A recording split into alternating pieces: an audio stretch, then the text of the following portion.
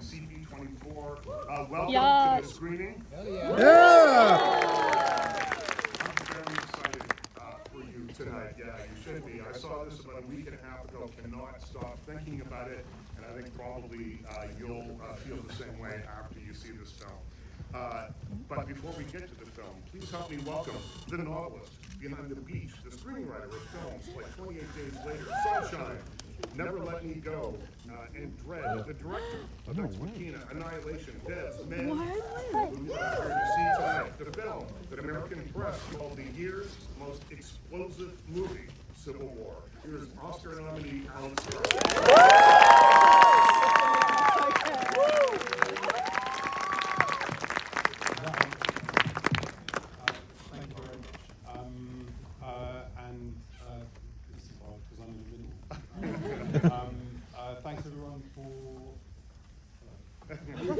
Thanks everyone for coming. I really appreciate it. Look, this is a slightly odd film in some ways.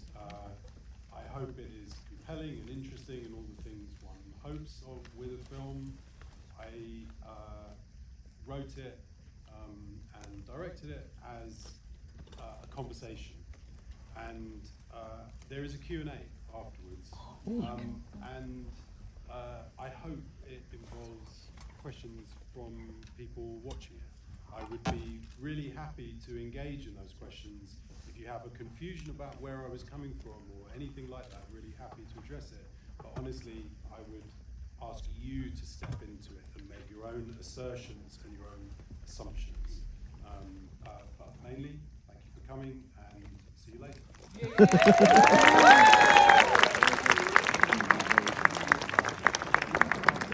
Theaters this Friday. Go check it out, guys. Like that, don't like it. It's really just a statement of fact. It's just the way it is.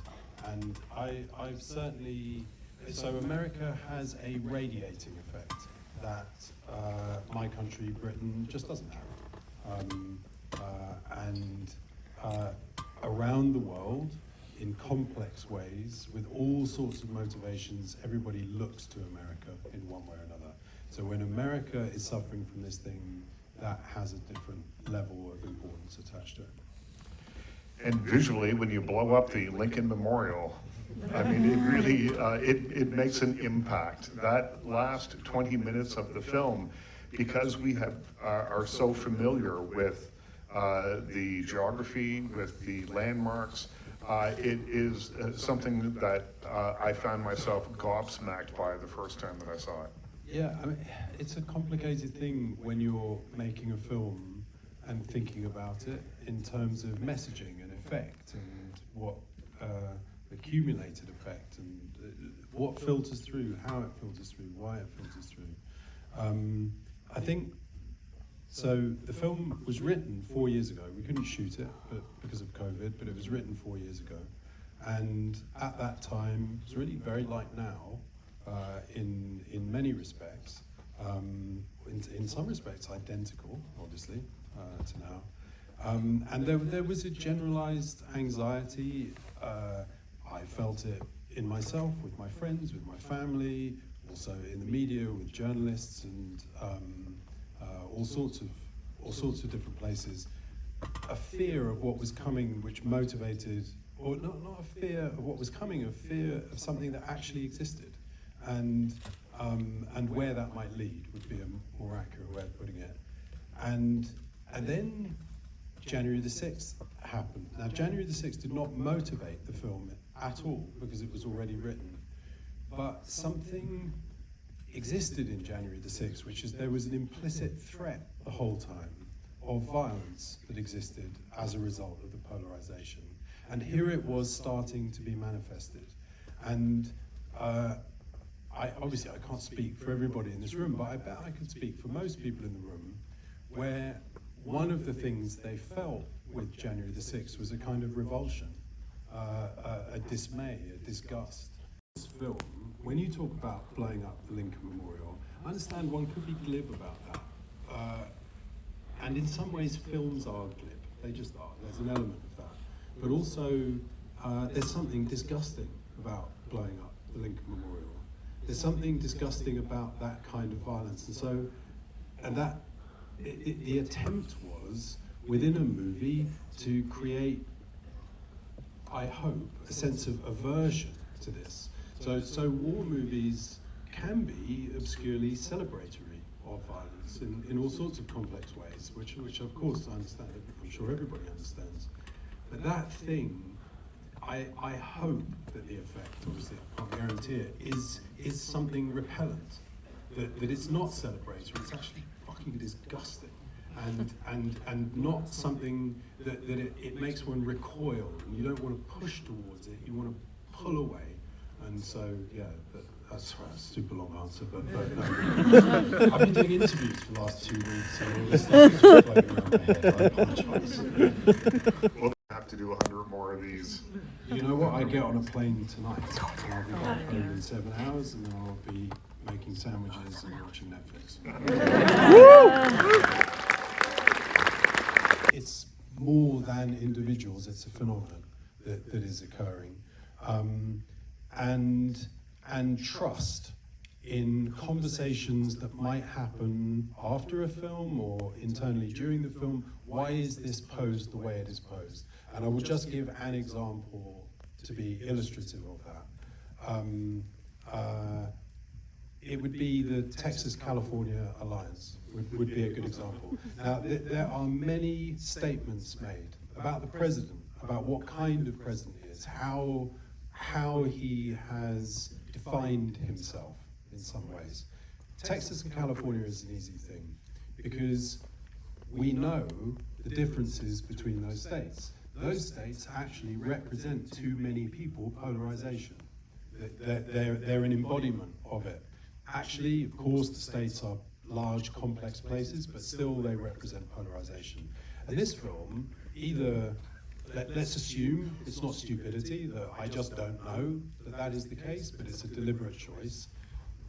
What is that doing? What question does that provoke? Well, one thing is, it's a smokescreen, for sure, but also, I think it has an implicit suggestion, which is that these two polarized states have decided that a corrupt fascist is more of a problem than their polarized position.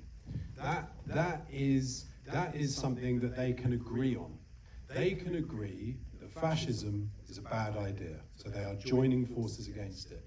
Now, if a further implicit question follows from that, which is if someone is unable to conceive that Texas and California could agree to fight a fascist, then that says something about their relationship with polarization. They may be one of the people who is too polarized to imagine joining forces.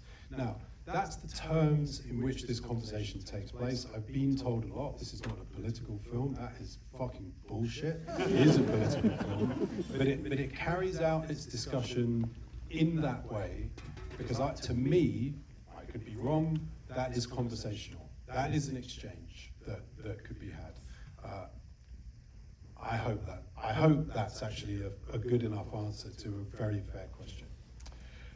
You have a plane to catch, so I'm going to ask the last question of what may be the last question on your press tour here, so you can get some much needed rest. Sandwich. Yeah, sandwich. 1876, the United States had the most disputed election ever up until the last election between Rutherford B. Hayes and Samuel J. Tilden. All the same things that came up in this last election that led to January 6th were at issue there.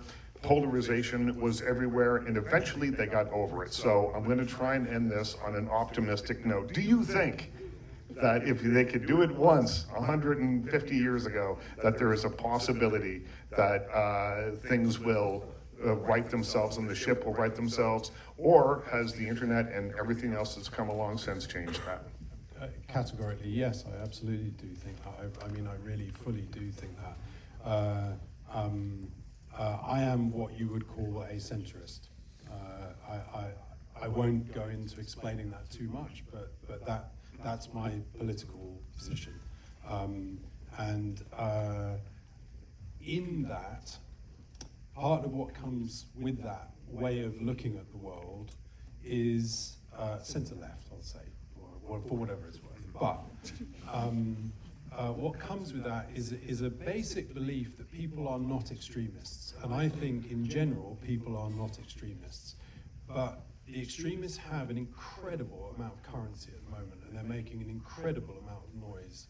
And it is up to non-extremists to rationally disagree and not fall into extremist positions themselves.